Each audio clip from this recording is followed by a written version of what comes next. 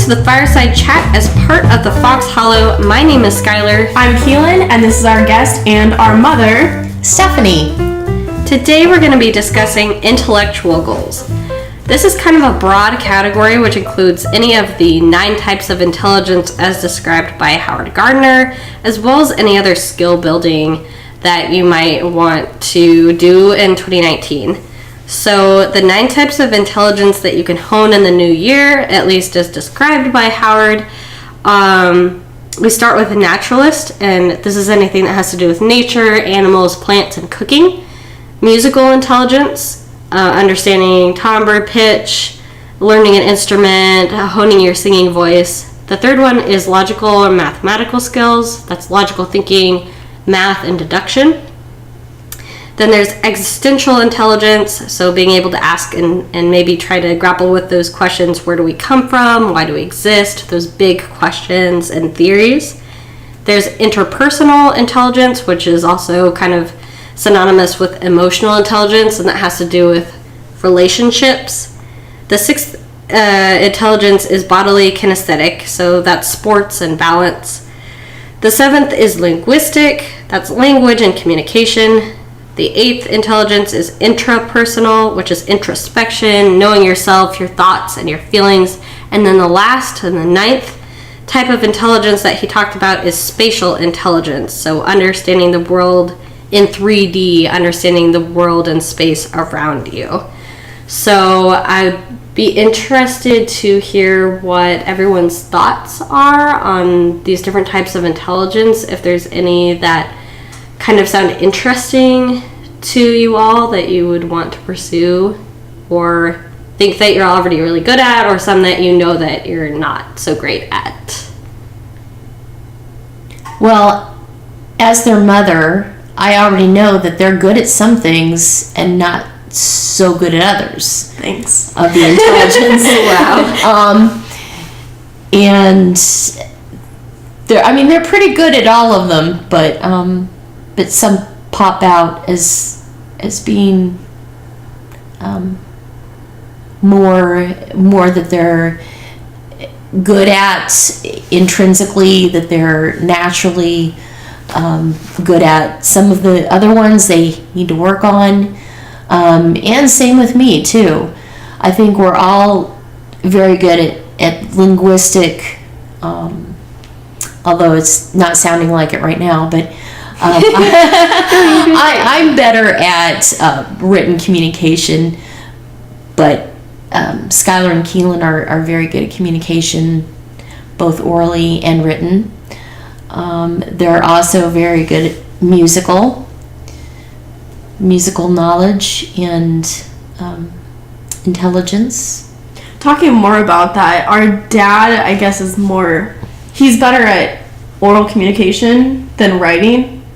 I mean, he's good at writing, but I feel like it takes him way longer to write stuff out than orally communicate. Or maybe that's like the typing skill to make that. And we could talk, maybe that it should be a 10th skill. I mean, when Howard Gardner wrote his book in the 1980s, computers were like a very new thing at the time, and maybe there should be a 10th type of intelligence here that's like technology.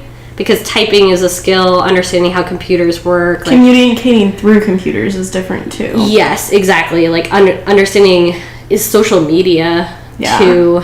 And just getting the mechanics of going on the computer and doing things on the computer and through the internet, and just kind of getting it. I think some people just don't get it even though they get instruction in it or whatever. I think right, like when you learn something at a younger age, it's much easier to continue doing it, just like language, right? It's like a second language, bilingual versus if you're trying to learn it later in life. And Mom, you had mentioned earlier like intrinsic things, and I do think that there is a genetic component. Like when you're born, like your genetics might predispose you to like build, so it's easier to build skills in one category, or you might catch on a little faster than other people. Like music, but then I also think that upbringing is a huge part of that, because, you know, my sister and I were in an era where we grew up playing games on the computer, so computers are a skill that we've been building since we were very young. Yeah. And music is also a skill that we've been building since very young. So there may be a genetic component, but then also we've just had more time to build those synapses. But then all of these you can learn. It doesn't matter how old you are. It doesn't matter how late in life. You can learn a new language. You can pick up an instrument. But some of this is also nature versus nurture. I mean, we, of course, worked with you on things that we were more comfortable with. Right. So there's probably a component to that. You may have, genetically, you may be predisposed towards, for example, communication and music, but because we were good at those things, you also got more time and more exposure to it than maybe some of the other things. Because you were able to teach us those things better than... Bodily-Kinesthetic? Yeah. Neither you were into sports much, but... No, but we got you into dance. That's true. Mm-hmm. So imagine what my balance would be like if I hadn't taken dance classes. I'm so clumsy as it is right now, so So it's a good thing we got you into dance, and you did softball too. So that you don't trip over every crack in the road. Just every other crack now. So, what are some of the intellectual goals that look interesting to you out of this array of intellectual goals? So one of the intellectual goals that I find interesting, but it's not one of my goals necessarily for this year, is the naturalist, like nature and animals and cooking especially. Like, I want to be better at determining different spices. I mean, I'm not terrible at it, and it's not a goal that I need to set, at least now, but it's something that I'm interested in. And that's something actually that you can learn, because we've got all sorts of cookbooks, and you can just grab those down, and people actually read cookbooks for fun. I came across several people. Was this part? This might be an inside joke, but right? Well, we were just talking about someone that they said on their profile that they like to read cookbooks. And we were just making lots of jokes. But by doing that, you can get a sense of what kinds of spices go into what recipes, like lemongrass and chicken. So that when you go to create your own recipes, you kind of know what might work better and what might not. And you can also follow the recipes. Like, you might not want to put barbecue sauce on salmon. I don't know. It's up to you, but... Sounds terrifying. It's probably not the best idea. But then you can follow the recipes and also get a sense of what goes into it. So when you put your own twist on it, you kind of know the basic recipe, and then you can experiment a little bit. So that actually can be a learned skill. These are all learned skills. Yeah. Like anyone can learn an instrument. Mm-hmm. Now the effort that you put into it, that's going to determine your output. Anyone can learn a new language, but it takes a lot of time and a lot of effort. Some of these, like cooking, might not take as much time as those other skill building areas, which makes it maybe an easier goal to achieve. What's interesting about the naturalist category to me is that I love animals, and I'm fairly good with animals, and I love nature, and I love cooking and determining like which spices go with which foods, and but I'm a plant killer. And I don't know what it... so I'm, like, good at some parts. We were discussing this. Yeah, so even if you're looking at these, you're like, oh, yeah, logical, mathematical, you could be really good at deduction, but, like, really bad at math, or vice versa. Yeah. Like, there are, like, subcategories in each intellectual category So Schuyler has successfully killed a cactus. Yeah. But she seems to think that she can have plants now. I bought a plant. I'm really You excited. bought multiple plants. I bought one plant. Oh, no. No, you have a succulent, and then she got a money tree, and then now there's some sort of rose bush thingy. I didn't buy that, though. I know, Daniel but got it. you have come across many of plants it's that definitely I'm scared for. Dying. No, it's on the verge of dying, and I don't know what to do for it. So my naturalist intelligence is low when it comes to plants. Yeah. They don't meow like my cat does. I don't know how to Feed help them. No. Are there any others that are interesting? So the other one that I want to specifically talk about is intrapersonal, and just like finding yourself and loving yourself and knowing how you work and how your thoughts and your feelings work specifically, because as I'm coming of age and going into my young adulthood, it's something that I need to work on, and it's something that a lot of people continuing on, like self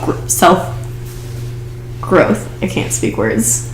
No, we were talking about communication. That's very beautiful. And yeah, that's just something that you need to continue on throughout life. Like if you're 98, you still need to know yourself, and you might feel differently when you're 98 versus when you're 18, but you still need to work on yourself.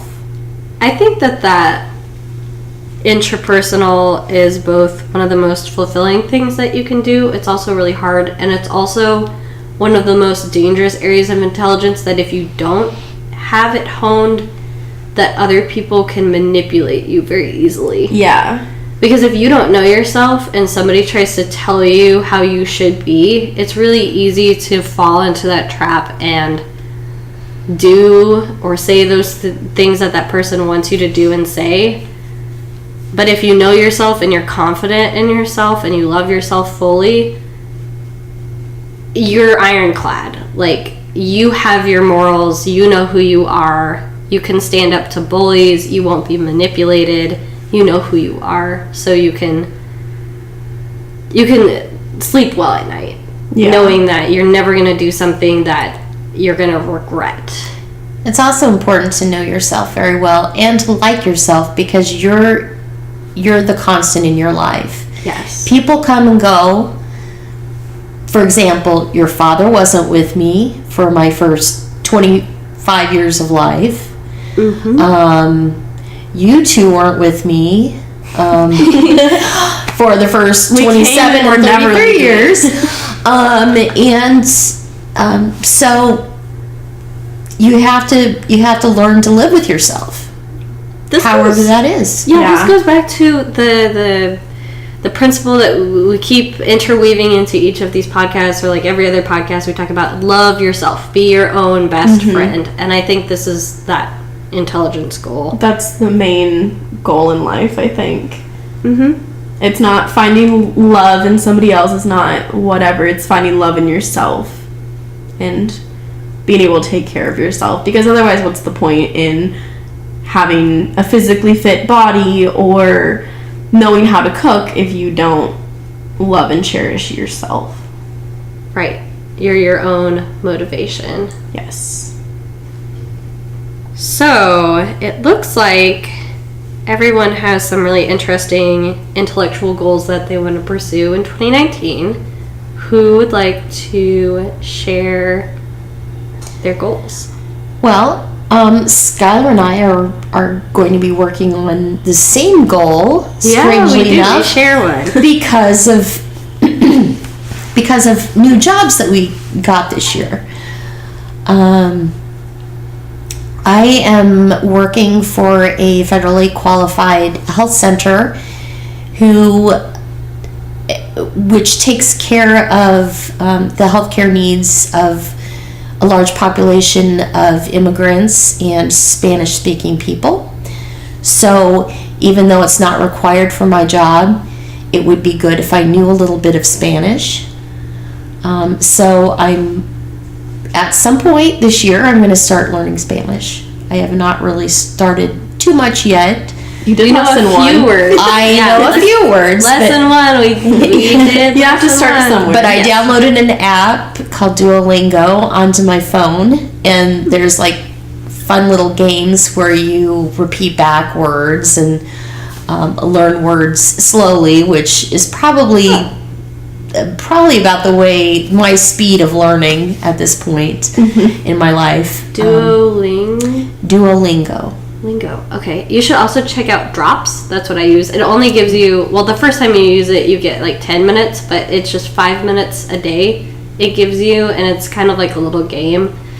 But you can learn like so many different languages on there. There's lots of different options. And So maybe if I did both, I could learn 10 minutes a day instead of exactly 5 minutes a day. Yes. But it's great if you are waiting for something, like you're in the doctor's office or you're on the bus or what you're using the bathroom. Like they're just really great little the apps that you can learn languages on. So we're both learning Spanish.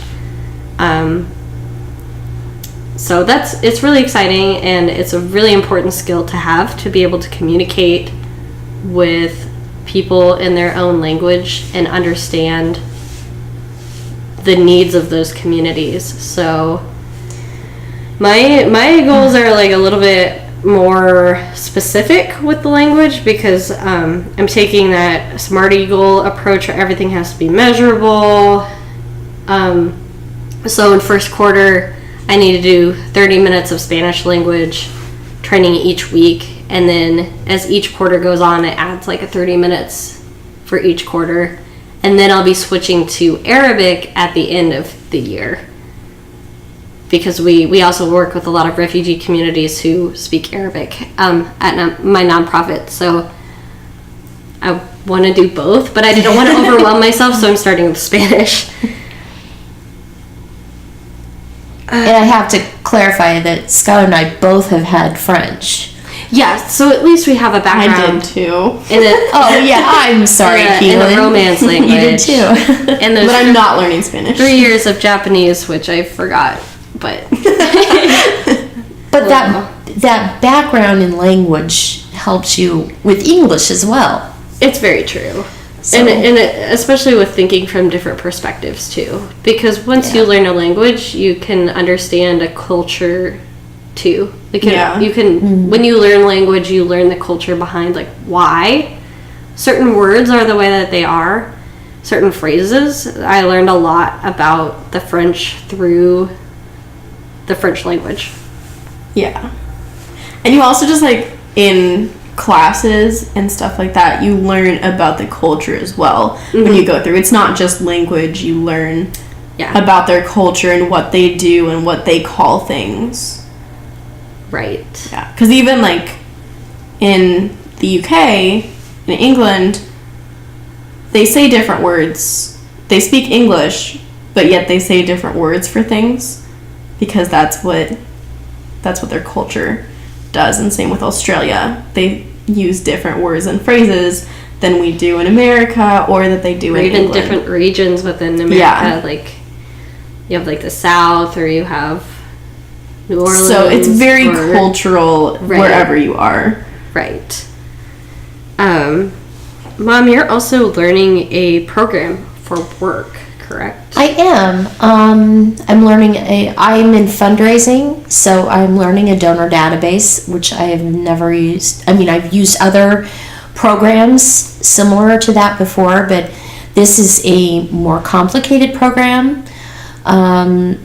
So I'm in the process of, I can get in there and do the basics, and I can also do some basic searching, but I need to delve into it deeper and learn how to run queries and that sounds great. And so it gets more complicated from there, but That's so I'm also working at that at this point. Working at on this that. point. invisible 10th. Yeah, the invisible type. 10th one. Yeah, the technology. The technology. Ooh. Plus, I don't know if I've mentioned this, but last year I didn't read a whole lot. I'm trying to read more this year. Yeah. And I really enjoy nonfiction. So I just recently started a book about Laura Ingalls Wilder, who I read all of her books growing up, the Little House books. Oh, yeah. But this book is actually a nonfiction historical perspective of her life and the times that she grew up in, and the actual story behind the fiction that she had put around her life. Wow. So that's interesting. That is really interesting. I also have a nonfiction book goal. I want to read one nonfiction book each month, so that's 12 in a year. The one that I read for January is called The Wise Advisor, and at least for me as an attorney, it's really important, and anybody in a field that you have to consult other people or they're consulting you for advice or wisdom on a situation, because other than the client counseling competitions and stuff like that, those skills weren't honed well in law school. And I also hear from med students that they would like to do more like client or like patient counseling, like building those skills. So I know that there's a lot of people out there who want to build those interpersonal communication skills, and I recommend that book because it's good. It just talks about like why it's important to have a certain position with your client, or with if you're advising a supervisor, or if you're advising a colleague versus you're advising somebody who's coming to you and asking. Like, those are just different dynamics. So it just goes into the importance of building that skill. That sounds good. Yeah. I might want to borrow that. Oh, sure. I'm looking for more nonfiction books for... And I may have a few books for you to borrow. I would love that. They both have extensive book collections. Yeah. And if you couldn't tell, Schuyler and I are basically kind of in the same sort of career path, slightly different. The nonprofit field. Nonprofits, Right. Working with immigrants. So we have that in common.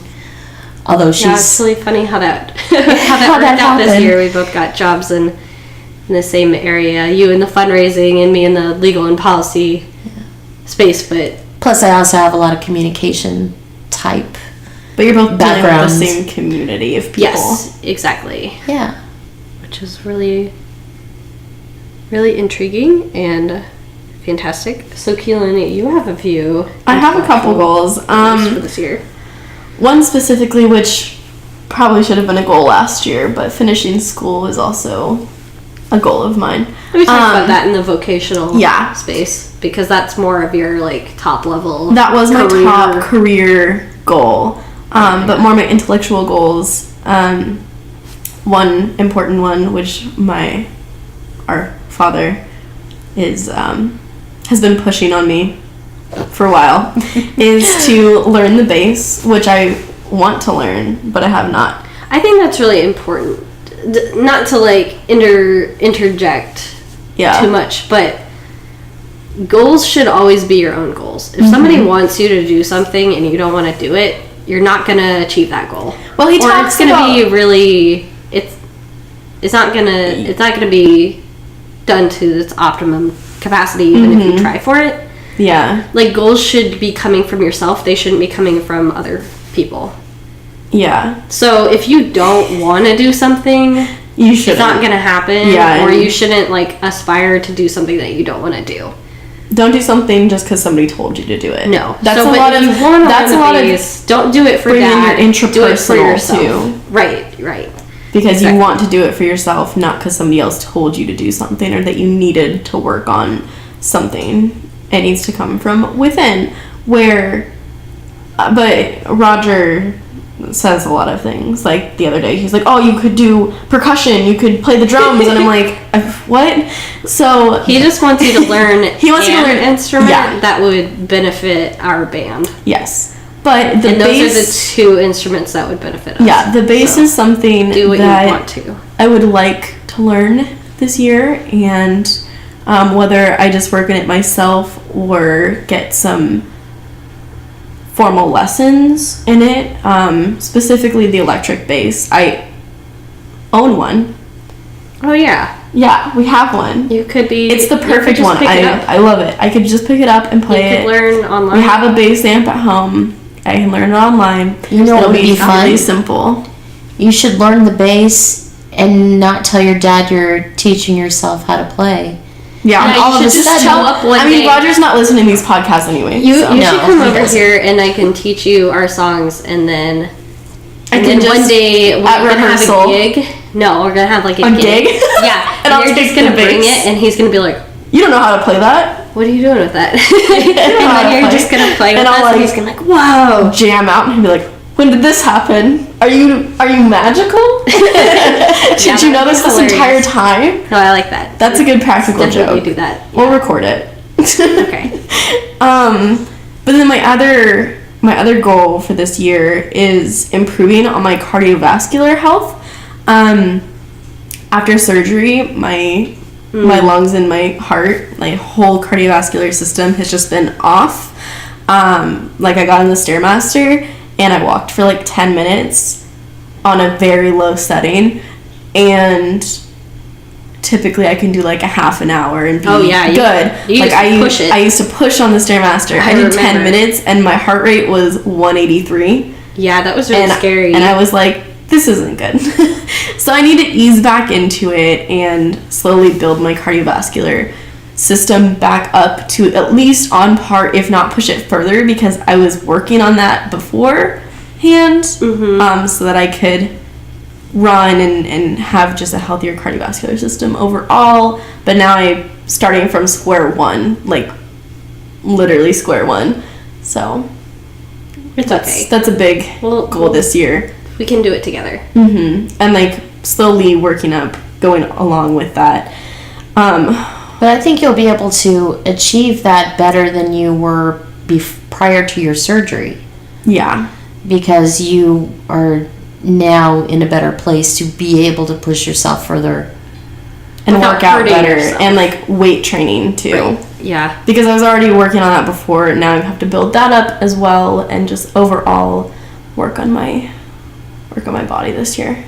Yeah, that's a fantastic. Not in necessarily I need to lose this much weight or do anything like that, but just so that I feel healthier and better. So that would be the sports and balance portion of the Yeah. Yes. intelligence quotient. Yeah. So, and that can include anything from working out, learning a new Eating sport, better, knowing how to eat. Yeah, it's just taking care of your body and understanding is basically mind body unity, so that you know, like, when you move your body, that I don't know, it's just building all of that. Like, martial arts are part of that. So I do Tai Chi. My partner, I'm really proud of his goals this year. He got a yellow belt in both Aikido and Judo this year, so that's like the Bodily-Kinesthetic, and he worked really hard for that.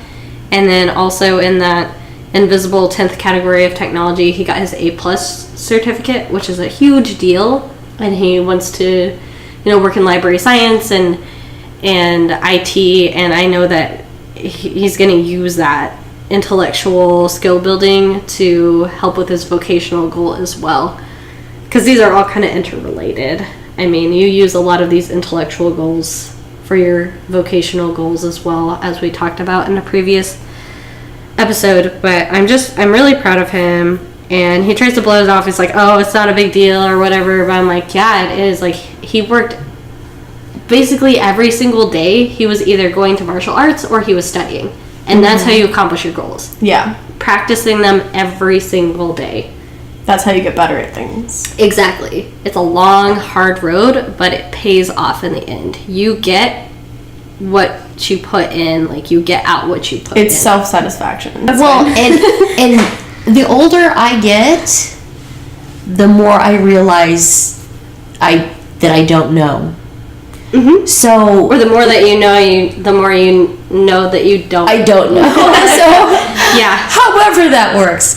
So, I mean, the learning never stops. Oh no. Roger, their father, is still learning. He loves to watch educational shows. PBS. Yeah. That's a lot of with like the existential, like big questions. I like watching space documentaries and stuff like that, and and then again like nature documentaries because nature's fun.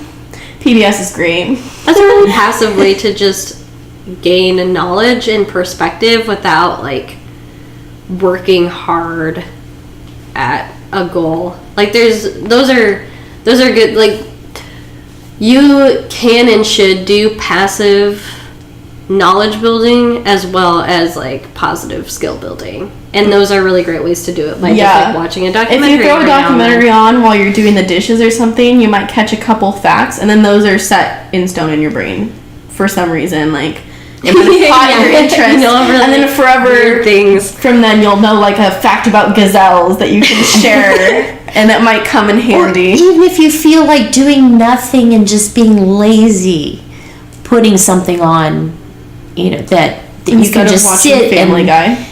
Well, yes. Yeah. Or what that you can learn from. What I've been watching recently is that Netflix Tidying Up with Marie Kondo. Yeah. So, I mean, that part of it is just the intrigue behind actually organizing and tidying, and we can talk about that more in I guess that would kind of go with Spatial. Upcoming episode. I don't know if it's the space, the area around you.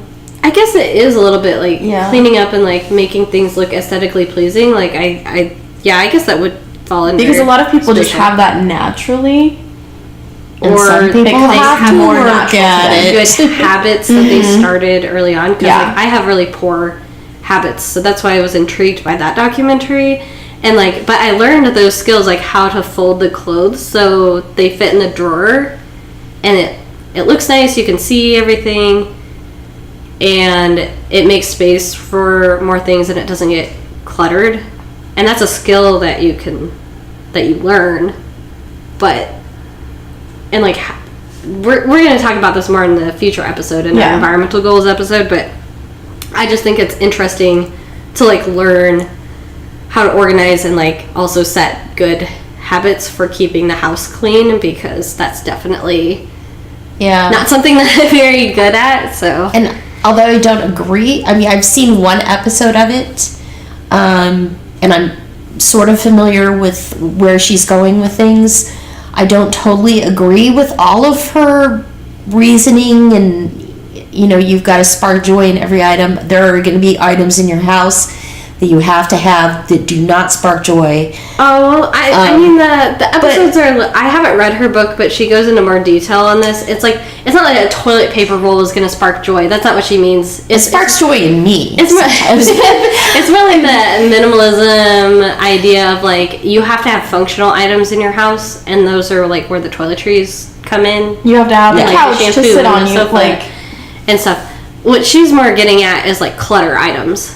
Does this clutter item, or this item that regularly gets cluttered, clothing, books, papers, toys, sentimental items, all of these miscellaneous items, or even tools that you'd be oh, I need this tool, but what if you have 5 of them and you only need 1 or 2? You don't need 5 screwdrivers. Right, you only need 1 of them. She's which one sparks joy, which of the other ones are oh, I don't even use those. That's what she's getting at. So there are some misconceptions. And I'm going to pick up on some of that. But the overall idea of you need to, clearing, and this is a little off topic, but clearing out some of that junk from your house also allows you to pursue some of the intellectual pursuits that you want to. Yeah. Because if you're not trying to declutter everything in mass bursts, which takes a lot of time, her whole premise is that you tidy up once and then you never have to do it again. Mm-hmm. She's like, I don't tidy up my house because it's already tidy. She has a system in place. And so the whole point of it is to put down a system to keep everything clean and tidy so that you're not wasting time doing that. And then you can use that time to learn a language. Yeah. Or read another book. Program on a computer. Mm-hmm. Yeah, read books. Like or write. Spend your time doing something that you want to do. And I have so many views on organizational and cleaning things. That's more we'll talk about. And we'll talk about it in the future. There's one other major goal that I'm trying to kind of pursue this year. It's less rigid than the read one nonfiction book a month, do 30 minutes of Spanish each week. Like, those are really delineated. But I also wanted to work on my charisma, which I think is a blend of both the interpersonal intelligence and linguistic intelligence. And so some of the things that I just decided to do to help improve that without joining like a formal charisma building activity such as Toastmasters, which highly recommended. I just don't have the time to do that right now. Mm-hmm. But YouTube is a great resource. Like, I learned how to play an instrument on YouTube, and I'm learning some really great charisma techniques on YouTube. And then I joined worship associates at church so I could practice public speaking from the pulpit, which is a little nerve-wracking. So it's a really great way to just feel comfortable in front of lots of people, and they're nice because they're church. So if you mess up, they're gonna say that you did great anyway. They're a really lovely crowd. So that's a great way to practice that without like having to do it on a rigid schedule. And then also, of course, here on YouTube with the podcast and with the videos and stuff, like, this is a great way to get better at making videos, get better at presenting, and get better at public speaking in general. And being able to communicate speaking and speak to other people and get along with other people is huge, and it will help you probably more than anything else in your career to get along with other people. Oh yeah. Yeah, I just don't buy when people say there's only like one type of intelligence and all these other things are soft skills. Like, that does not ring true to me. Like, charisma is a type of intelligence and is a skill that everyone should build and everyone can build. It's like charismatic people were not born charismatic. You know, some people, again, are more mathematically inclined or have more charisma, and it's easier for them to develop those skills just based off of their personality and how their brains are wired. But you can learn these things, and I'm really confident in our audience, our listeners, that if there is an intellectual goal that you want to pursue, that you can do it, and you should do it. And you should let us know in the comments section below if there are any intellectual goals that you want to pursue in the upcoming year. We want to hear from you. So, with that being said, are there any final thoughts on intellectual goals? Anything else that people want to pursue or that they find interesting? I just want to note how intelligent my daughters are for inviting me to this podcast today. Charles really insisted. We asked him to join us on any podcast, and he said that he'd be willing as long as the schedule is open, that he would join us. But when we said intellectual goals, he immediately said, you should invite Stephanie on the podcast because she has some really great thoughts on this subject. So I honed my interpersonal skills listening, and I took his wisdom into account, and we invited you here, and we're really happy that thanks for inviting came me on. So, any other thoughts on intellectual goals? We're good. We're gonna become super intelligent. Yeah, super intelligent in the new year. By 2020, we'll be super skilled, super intelligent people. Yes. We'll become super mankind. Or at least slightly more. Slightly. Okay, so next week we'll be discussing spiritual goals. So whether it's practicing religion or doing daily meditation or just taking some time for some introspection. You know, we talk a lot on the podcast again about self-love, and that introspection and that time is really important. So spiritual goals, I hope to see you next week for that subject. If you like what we're doing here, please consider becoming a supporter of the show. The Fireside Chat podcast is part of a new entertainment hub called The Fox Hollow. We'll have shows about money, gaming, music, legal comedy, and more on YouTube, and we post new Fireside Chat episodes every Monday. If you'd like to ask a question or submit a public comment to be shared on the podcast, please email us at thefoxhollowhub@gmail.com. And if you'd like to support the podcast, please become a patron by donating at patreon.com/thefoxhollow, linked in the description below. You can follow us on Instagram at thefoxhollow.yt, and if you like what you hear, please like and subscribe. And don't forget to hit the notification bell so you never miss another podcast or video. If you haven't checked out Robinhood yet, you definitely should. Robinhood is an online investing and banking app. They give the power back to the people by not charging fees or commissions when you go to buy and sell stocks. Please use this referral code to get started.